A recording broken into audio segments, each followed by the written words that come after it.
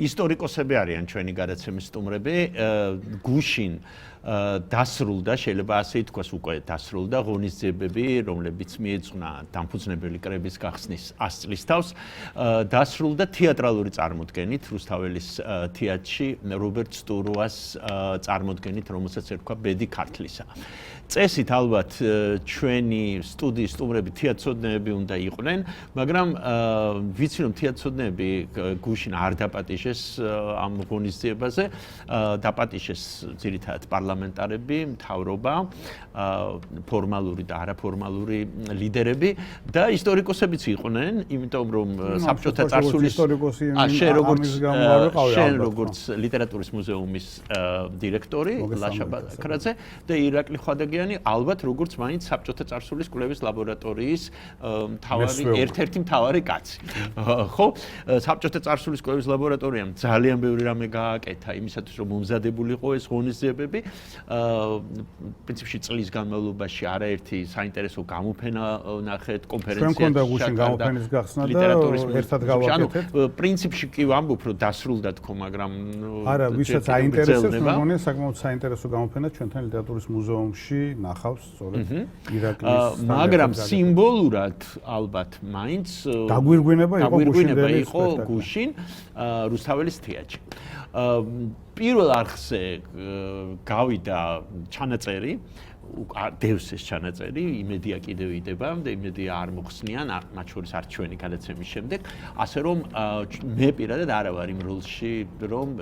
რა ვიცი, დოქტორ ჟივაგო არ წამიკითხავს, მაგრამ ვგმობო, არა ვარ ამ როლში, ნახე მე ეს სპექტაკლი, უბრალოდ არ ვთვლი თავს, არა ვარ თეატრცოდნე, ძალიან გამიჭირდება ამ სპექტაკლის შეფასება, ასე ვთქვათ, მხატვრული თვალსაჩინით. ირაკლიც, როდესაც დავპატიჟეთ, მითხრა, რომ არა ვარ მე თეატრცოდნე და გამიჭირდებაო, მაგრამ როგორც ვიცი, განსაკუთრებით აღშფოთდნენ ისტორიკოსები და ის ადამიანები, ვისაც აქვთ რაღაცა პირდაპირი შეხება ამ პერიოდთან და საქართველოს პირველ რესპუბლიკასთან. მოდი პირველ რიგში მაინტერესებს, რამდენად იყო ეს სპექტაკლი მართლაც დამფუძნებელ კრებაზე, ჩანდა თუ არა ეს, რომ სპექტაკლში, რომელსაც ერქვა ბედი ქართლისა, უბრალოდ ალბათ თეატრალურ სანახაობაში თუ წარმოდგენაში, ჩანდა თუ არა, რომ ეს წარმოდგენა მართლაც ეძღვნება დამფუძნებელი კრების 100 წლის თავს. დავიწყო? კი ბატონო, დაიწყე. საერთოდ ამ კატეგორიებით არ უნდა ვილაპარაკოთ ამ სპექტაკლთან დაკავშირებით, ამ დადგმასთან დაკავშირებით, რადგანაც ერთი შეგვიძლია ვთქვათ, რომ არ უნდა ყოფილიყო აუცილებლად დამფუძნებელ კრებაზე, კი იყო 100 წლის თავზე პარლამენტარიზმისა, მაგრამ იყო ალბათ დაკვეთა ასეთი, რომ ყოფილიყო რაღაც საქართველოს ისტორიაზე. არანაირი კავშირი ასაკურველ დამფუძნებელ კრებასთან ამას არ ჰქონდა, მაგრამ საქართველოს ისტორიასთან ხო და აი ძალიან შორეული შეგვიძლია ვთქვათ, მაგრამ მართლაც მე არ მინდა რომ ეს განვიხილოთ, მაგალითად როგორც მაგალითად ფილმს 6 მეზე განეხილავდნენ მხოლოდ და მხოლოდ ისტორიკოსები, რომ ამდენად არის დარღვეული რეალობა და ეს იყო უბრალოდ როგორც მეტნაკლებად მაინც თეატრის მოყვარულ ადამიანს შემიძლია ვთქვათ, ჩემთვისაც კი, რომელიც მოველოდი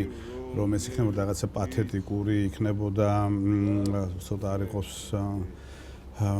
ურაპატრიოტული შეიძლება ვთქვათ, ან რაღაცა გადატყლარჭული.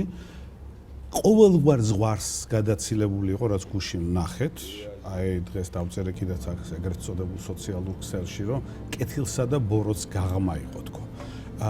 ეს არის მართლა საოცრება, რაც გუშინ ვიხილეთ და მე მგონია ასე მე ვიტყოდი, რომ ალბათ დარბაზით სულად ერთსულოვანია იყო იმ შეფასებაში, შეიძლება ზოგს მეტად, ზოგს ნაკლებად შეწუხდა, მაგრამ არ მგონია, რომ დარბაზში ისდა ხალხი, რომელსაც ეს მოეწონა, რაც ვნახეთ, იმიტომ რომ მართლაც გასაოცარი იყო, რანაირი ცუდი მოლოდინით არ უნდა შესულიყო, ყოველგვარ მოლოდინს გადააჭარბა იმ უგემოვნობამ, რაც გუშინ ვიხილეთ, აი წარმოდგენის ზღვარსაც კი გადააჭრა და დასაწყისში მეღიმებოდა მე მართლა გულახდიათ რომ თქვა ცრემლი მომადგა თვალზე იმის გამო რომ ეს უნიშნელოვანესი საქართველოში თეატრი რომელთაც მე პირადადაც ბევრი რამ მაკავშირებს აი ამ დონემდე დავიდა და რომელიც როგორც ამობენ ფაქტობრივად არანებიურებს მაყურებელს სპექტაკლებით, პრემიერებით, დიდი ხანია იქ არც არაფერი დადგმულა. კი ბატონო, მაგრამ იცით რა არის, რომ ჩემთვის არის ეს ასე იყო დიდი ხნის განმავლობაში და ასე არის ალბათ ეხაც, მაგრამ ჩემთვის იყო ის გასაოცარი, უამრავი ადამიანი იღებდა რასაკვირველია სპექტაკლის დადგმაში მონაწილეობას და ნუ თუ არავინ არ იყო, ვინც ეტყოდა თუნდაც რეჟისორს, რომ ეს ასე არ შეიძლება უბრალოდ რა ქვია. ეს არის ადამიანების შეურაცხყოფელი, როდესაც აი ასეთ ტოტალურ გემოვნებას აჩვენებ ადამიანებს და მე არ ვილაპარაკებ ხა იმ ისტორიაზე თქვა დასაწყისში ვიღაცა ლოთი დგება, გაურკვეველი, რომელიც იწყებს რაღაცას ბუტბუტებს კითხვა არ იცის და ამბობს რა ქვია ოქროს საწმისი და მერე თურმე რა ქვია ეს დაგვებედა ოქროს საწმისი ქართველებს და ნუ არ ვიცი დაგვებედა აი ეთყობა ოქროს საწმისი წაიღეს ბოროტებმა და მერე რაც ხდებივართ და ვერ უფრთხილდებით აი მერე რაც იყო თუნდაც ის რომ ერთ მომენტში უცბად მივხვდი რომ ეხლა კავკასიურ ცარცში დავბრუნდებით ცხენი გამოიყვანეს კავკასიური ცარცის წრიდან იქ უკან მხარეზე ეს ცხენია წინ და უკან მოძრაობდა რატომღაც მაგალითად ვერ გაიგებდით ალბათ დავით აღმაშენებელი იყო ის რომელიც სადღაც მეფე არტური უნდა გახსენებოდა რამე მსგავსი იმიტომ რაღაცა დიდი ქვიდან იღებს ხმალს იმაზე არ მომხამ სიმბოლოებზე და ნინოს შვარზე პირსისხლიან მუსლიმებზე რომელიც უყურთ გვაქცევდა მაგრამ როგორ არის ეს დადგმული და რანაირად არის ეს გადმოცემული პირსისხლიანი მუსლიმები და ჩვენ ჩავწერეთ ევროპული საქართველოს წევრის გიორგი კანდელაკის მოსაზრება ინტერვიუ ჩაწერა დათო ქორიძემ და ისიც ამბობს რომ იქ დარბაზში მუსლიმები ისხდნენო და უყურებდნენ ამ სანახაობას რომელიც იყო შეურაცხყოფელი. მოდი ეს ინტერვიუ მოვისმინოთ ახლა. გუშინდელი სპექტაკლი თუ წარმოდგენა ბჭყალებში პირდაპირ ვიტყოდი იყო შეურაცხყოფელი ამ ხალხის ხსოვნისთვის. იყო სავსე რაღაც კლიშეებით საბჭოთა პერიოდისთვის დამახასიათებელი ურაპატრიოტული სადღეგრძელოებით მუსლიმების უაღრესად შეურაცხყოფელი მუსლიმების მიმართ უაღრესად შეურაცხყოფელი პასაჟებით თურქეთი იყო არა მხოლოდ ისლამი როგორც რელიგია და ამ წარმოდგენას ესწრებოდნენ ჩვენი ქართველი მუსლიმი სასულიერო პირებიც მათ შორის გარდა იმისა რომ მუსლიმანური ქვეყნების იქ სადაც ისლამის რელიგია არის უმრავლესობაში ამ ქვეყნების ელჩებიც ესწრებოდნენ ამ წარმოდგენას დიპლომატიური თავის მოჭრა არის უბრალოდ ეს ხო აი რაღაც უქარქაშუხლების რაღაც სადღეგრძელოების ბრახაბრუხის იყო და რაც თავარია ეს წარმოდგენა თვითონ თემას დამფუძნებელი კრების 100 წლის თავს და აი ამ მიღწევას ერთის მხრივ რაც ქონდა საქართველოს მაშინ ამ მეორეს მხრივ ტრაგედიას რაც ამ პროექტს საქართველოს დემოკრატიული რესპუბლიკას გადახდა ამ თემას არ შეხებია საერთოდ ეს წარმოდგენა იყო ვიღაც ბრიტანეთის დროშაში გახვეული ვიღაც ვითომ ლორდი ყვიროდა რომ აი ჩვენ რომ მე-11 საუკუნეში ქონდა პარლამენტი თქვენ სად იყავით და პირველ რიგში ზის დიდი ბრიტანეთის ელჩი ხო რაღაც სასაცილოც არ არის ეს შემდეგ კრებსითი რაღაც სულთანი და შახი დაძდევენ მღვდელს კლავენ ამ მღვდელს მე ვიღაც ტყავის ტყაპუჭიანი ადამიანი გამრობის და ყვირის ურჯულოებო და რა შუაშია დამფუძნებელი კრება რა შუაშია ხალი დეპუტატები რა შუაში არის სეკულარიზმი რა შუაში არის პოლიტიკურ პარტიებს შორის თანამშრომლობა ეთანხმები რომ იყო ეს შეურაცხყოფელი ისხდნენ ზედა ასე ვთქვათ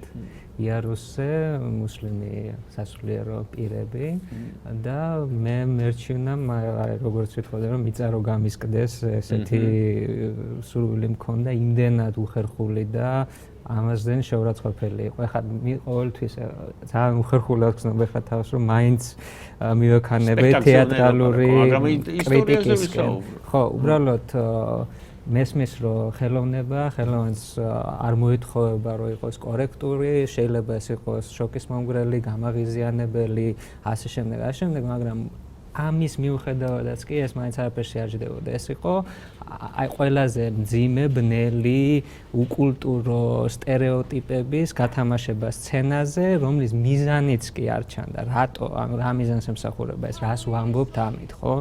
ანუ მესმის რომ აი ეს ხერხი ხელოვანმა უნდა გამოიყენოს კიდევაც გარკვეული მიზნისთვის, რომ შეგვახსენოს, გამოქვაბხიზლოს, რაღაცა ბანკიერები მხარეზე მიგვითითოს, მაგრამ პირიქით ტირაჟირება და გაღრმავება აი ამ რაღაცა რასობრივ სიძულვილამდე მისული აღქმის, თქვა, სხვა სარწმუნოების წარმომადგენლის და მით უმეტეს, ასე ვთქვათ, ამ ისტორიულ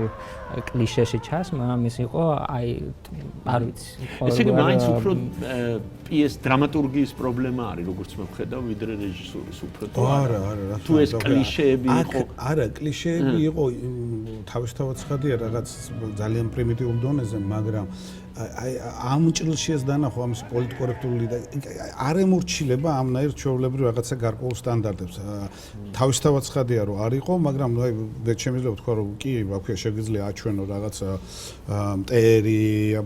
ასე ვთქვა, მაგრამ აი თუნდაც ის რომ მერე უცბად რუსი გენერალი გამოჩნდება იქ რომ რუსეთის სიმღერებენ რომ ჩამოწვება ეს დიდი რაღაცა ორთავიანი არწივი და მერე ეს რუსის გენერალი რომ აი პუშკინის ლექსით გააქცევს ამ პირსისხლიან მუსლიმ დამპყრობლებს არ ვიცი შეგვიძლია ამას რაიმე რაღაცა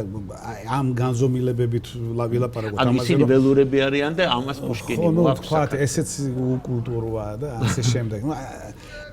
იმდენად მთლიანად ეს ყველაფერი არ იყო არც ერთი დეტალი აი სუ პატარაც კი რომელზედაც იტყოდი რომ ხო რაღაცა თქვა ან რო გეთქვა რომ არ გამოუვიდა არა წარმოუდგენელად დიდი უნიჭობის შემსწრენი გავხდით და ძალიან სამწუხაროა უბრალოდ რომ და მე ამაში აბსოლუტურად დარწმუნებულია მართლა ამ შემთხვევაში რომ არც ეს არ უნდა დავაბრალოთ არც ხელისუფლებას არც თქვათ ვინმე სხვას ეს არის ხელისუფლებამ დაუკვეთა მაგრამ მაშინ ავტორიტეტისადმი ნდობა კი ბატონო ეგ შეგვიძლია ვთქვათ მაგრამ მე არ მგონია ასეთ შემთხვევებში როგორც წესი კონკურსი ეწყობა ხოლმე ამიტომ ეს სახელმწიფო ფულით არის როგორც ხშირად ალბათ ხდება ჩვენში ალბათ ძალიან ცოტა ხნის ადრე იფიქრეს რომ მოდი რაღაც ასეთი დავდგათ არ გვინდა თქვა რაღაც კონცერტი და მსგავსი სტანდარტული რაღაცა იქნება საინტერესო და დაუკვეთეს თუ არა ყველაზე ერთ-ერთ ყველაზე ცნობილ ქართველ რეჟისორს ყველაზე ასევე სხვებს არ ეწკინოთ ერთ-ერთ სიტყვი ისევ თავარ ქართულ თეატრში ხა მართლაც მე ვფიქრობ რომ ყველასათვის მოულოდნელი იყო ის რაც იქ ვიხილეთ. სხვა შემთხვევაში მაშინ უნდა ვთქვათ რომ რაღაც ცენზორი უნდა დაეყენებინა, იმ ცენზორს უნდა ესწორებინა, ხო, ესეც არ გვინდა, მაგრამ რომ აი ასე შეიძლება დეგრადირდეს ქართული თეატრი და ვთქვათ აი წარმოდგენა იმასთან დაკავშირებით თუ საერთოდ რას წარმოადგენს, თუნდაც აი ეს ერთჯერადი დადგმა მე ვფიქრობ რომ აი შოკის მომგვრელია მართლა ამ სიტყვის პირდაპირ მნიშვნელობით, აი მართლა სიტყვებს ვეძებ რომ ავღწევოთ რაც ვიხილეთ. თქვით რომ არ იყო აუცილებელია შენ თქვი დასაწყისში რომ პირველი რესპუბლიკას არ იყო აუცილებელი რომ პირველი რესპუბლიკისადმი მიძღვნილი სპექტაკლი დადგმულიყო, თუმცა მანჯამაც არ მესმის რატომ არ იყო აუცილებელი, იმიტომ რომ დაიდგა ფული გამოიყო ამისათვის, მაგრამ აი თქვა ბედი ქართლის ერყო და საერთოდ იყო პრეტენზია იმის როგორც უკვე გითხარით იწყება რა ქვია ოქროს საწმისით რომ რაღაცნაირად ოქროს საწმისიდან დღემდე ძალიან მოკლე დროში რაღაცა მოეყოლათ მაგრამ მოსაყოლი არაფერი არ იყო აი მართლაც კლიშეებით გავსებული ხო და აი სასაცილო რაღაცა მომენტებში ფიქრობდი პერსიფლაჟია მხოლოდ და დაცინვა მაგრამ რატომ უნდა დასცინო მაგალითად თამარს წმინდან ნინოს დავით აღმაშენებელს სულად გაურკვეველი მაგალითად შემოყვანილი გმირები მუსიკა ყანჩელისა და იქ ეწერა კიდე შედევრები ქართული ფოლკლორის და გამოიყვანო მაგალითად ვიღაცა ბრიტანეთის დროშით კაცი რომელიც ყვება რომ თურმე რა ქვია დედით ქართველია და ჩვენ ოდითგანვე ქონდა ევროპისადმი სიძულვილიც არ არის მხოლოდ რა ქვია ისლამისადმი სიძულვილი იქ იყო მაგალითად უნდა ვიგულისხმოთ სულხან საბა ის რაც მოდელი რომელიც საფრანგეთის მეფის კარზეა და ისინი არ ეხმარებიან ეს ხო ჩვენი მუდმივი ტრავმა არ გვეხმარებიან და თითქოს ვიღაცა მოვალე იყოს რომ დაგვეხმაროს ხო ესეც ერთ-ერთი ქართული კლიშეა ცუდები არ ხო ცუდები და ეს ცუდები რომელსაც არ აინტერესებთ ჩვენნაირი პატარა ქვეყანა და როგორ რაღაცა ქისას გადაუდგა რო ჩამოვთვალო ყველაფერი აცი გვიხილეთ თუნდაც ამ მოკლე დროში შემაძრწუნებელია რომ აი ამდენი სისულელე ერთად ასე უნიჭოთ მოწოდებული ადამიანს ენახა. კარგი, მაგრამ მაინც პირველ რესპუბლიკაზე მინდა ეშმაკის ადვოკატის ფუნქცია შევითავს არ. ხო და პირველ რესპუბლიკის ადგილი როგორი იყო ამ წარმოდგენაში? არანაირი ადგილი არ იყო, ერთადერთი ფრაზა ეხებოდა ზოგადად პერიოდს, რომ აი დამოუკიდებლობა გამოაცხადა, შემდეგ დამცნებელი კრების წევრების უმრავლესობა საბჭოთა რეჟიმმა დახვრიტა და ნაწილი ემიგრაციაში გარდაეცვალა და ესა და ეს. მეტი არაფერი. თელ საათზე მეტ თოლვარე ხმებით ყვავილი ხელში. ხატრულ ხარეს აღარ შეხოთ, იმიტომ მართლა არ არის ეს ჩვენი საქმე ამ შემთხვევაში. რიგითი მაყურებლის პოზიციიდან თუ ვიტყვით ხატრულ დონეზეც და იყო სრულიად ცუდი, ანუ შესრულების ხარისხი, მანერა, ანუ აი რეპრესიების ხანა? თითქმის არა, თუ არ ჩავთვლით სტალინის და ორჯონიკიძის ორი პორტრეტის ამოტივებას. ორმოდი დროს თამაშობდა. როგორ შეიძლება ითქვას, ანუ ჩემი პირადი ძალიან ვიწრო მოსაზრებით შესრულების ხარისხიც იყო სასკოლო სპექტაკლზე უფრო დაბალი, მსახიობების და ასე ვთქვათ კუთხით. და თვითონ სხვა აქცენტებსაც რაც შეეხება, ანუ ერთადერთი გამართლება ან რაღაცა რაც შეიძლება მოუძებნოთ, იყო ძალიან მკაფიო ნიმუში მთელი ეს რაღაცა ფანტასმაგორია რაც ნახეთ, თუ რამდენად ამოშლილია საერთოდ ჩვენ საზოგადოებაში შეგრძნება ისტორიულობის, ისტორიული მემკვიდრეობის, კულტურა, გახსენების და ანალიზის საკუთარი წარსულის. არ ვლაპარაკობთ მარტო უახლოეს წარსულზე, იმიტომ რომ პრეტენზია როცა გვაქვს, რომ 1000 წლების იქედან დავიწყოთ და მოდი გადავფურცლოთ და გადავიმეოროთ ჩვენი ისტორია, რაღაც მართლასათქმელი უნდა გქონდეს და ის ანუ უკვე 1000-ის გადაღეჭილი და მოყურჭებული და მავნე სტერეოტიპების ტირაჟირებას არ უნდა მივუდებდეთ. და ეს სტილიც რითაც დამთავრდა სრულიად გაუგებრად სპექტაკლი. იყიდეთ მალე. ენის მოჩლეკით ლაპარაკი და მცდელობა რომ დარბაზთან კონტაქტი ყოფილიყო, სადაც ლიერნი ამოქვეყნეს ეს ხედა, ერთადერთი რაღაც პოზიტიური. ეს სასაცილო ყოფილა. პოზიტიური ამოქვეყნისა მიმართეს? კი, ეს მე პირადად ეს შეგაბეჭდილება დამჭა, რომ მათ მიმართ იყო ესეთი ხშირად ისრები და ერთადერთი არის რომ უბრალოდ რაღაცნაირი არ ვიცი, სახეში გარტყვის ცდელობა შეიძლება დავარქვათ, რომ აი ეს ვართ, მეტი არაფერი არ ვიცით და ესაა რა არაფერი გვაქვს სათქმელი. უბრალოდ ესეც ცუდად იყო გაკეთებული. მე პირადად ყველაფერს ავიტანდი ცუდ შესრულებასაც, თქვათ, უამრავ, თქვათ, უკულტურო ელემენტს, თქვათ, კაბრეზის ეპიზოდებიც იყო სცენაზე. ამ ყველაფერს, რომ ამის მიზანი მართლა ყოფილიყო დღეს რაღაცნაირად თუნდაც მართველი პოლიტიკური ჯგუფისთვის პატარა რეჟისორის და ხელოვანის მხრიდან სახეში გადაცემა, რომ ვინ ხართ 100 წლის წინ ვინ ვიყავით, მართლა რომც ვიცოდეთ და გვახსოვდეთ, კარლო ჩხეიძე იყო დამცნებელი კრების თავმჯდომარე და დღეს ვინ ხართ? არ მომირიდება ამის თქმა, როდესაც 100 წლის წინ კარლო ჩხეიძე ყავდა დამცნებელი კრების თავმჯდომარე და დღეს პარლამენტის თავმჯდომარემ ჩაიკითხა მისასალმებელი სიტყვა, მე მგონი ჯობდა ეგ დამთავრებულიყო, ეს ელემენტი ისედაც ცხადი იყო, ვინ ვიყავით და რა ვართ დღეს და რა გამოწვევები გვაქვს. სხვა მხრივ, არ ვიცი, ისტორიულობასთან გარდა იმ საშინელებებისაც ისაუბრა ლაშამ. კეთილი. აი, უბრალოდ რა ქვია, აიმიტომ ვფიქრობ, რომ მართლაც დარბაზი მეტნაკლებად ერთი აზრის იყო. მიუხედავად იმ ცდელობისა, რომ გაემეორებინათ ის წარმატება კავკასიური ცარცის და იყიდეთ ჩქარა თუ მალე თუ როგორც თქვია ემღერად და იმისათვის რომ ამაზე ტაში ყოფილიყო როგორც ძველად იყო ხომ თეატრს აბრალებდნენ სხვა თეატრები რომ ისეთი მუსიკაა რომ უნდა ბევრი ტაში და აი ძალიან თავშეკავებული იყო ეს ტაში დარბაზში ძალიან თავშეკავებული უბრალოდ პატივისცემის ამბავი იყო რომ კიდე ვიღაცემა ტაში და სხვა შორის უნდა ბოლოს გითხრათ რომ გამოცდილება არსებობს მარმარინოსი ბერძენი რეჟისორი რომელსაც თავის დროზე დადგა სპექტაკლი 4 საათიანი სპექტაკლი მე მგონი ერქვა ჰიმნი საქართველოს ჰიმნი იყო შესანიშნავი სპექტაკლი საქართველოს ისტორია წარმოდგენილი წარდგენილი სიმღერაში, ლექსებში და ასე შემდეგ მაყურებელი იყო ჩართული. ერთ-ერთი საუკეთესო თეატრალური წარმოდგენა, რომელიც მე მინახავს და რომელიც რამდენად უცნაური არ უნდა იყოს, ბერძენმა დადგა და მიუძღვნა საქართველოს ისტორიას. ჩვენ კი ახლა ვნახეთ ქართველების მიერ დადგმული ბედი ქართლისა. უნდა დავასრულოთ ჩვენი საუბარი. ძალიან დიდი მადლობა. საინტერესო არის თეატრმცოდნეების გამოხმაურებაც. მესმის რომ შეიძლება არაპროფესიონალური, რასაც ვამბობ, რომ თეატრმცოდნეებმა ნახონ სპექტაკლი იმ სახით, რა სახითაც არის ახლა ინტერნეტში პირველი არხის საიტზე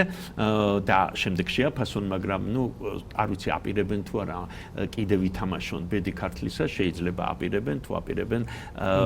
მე არ მგონია რომ მაგრამ დამცველი თუ გამოჩნდება მართლა კი ბატონო ძალიან დიდი მადლობა ირაკლი ხვადაგიანი და ლაშა ბაქრაძე იყვნენ ჩვენი გადაცემის სტუმრები გემშვიდობებით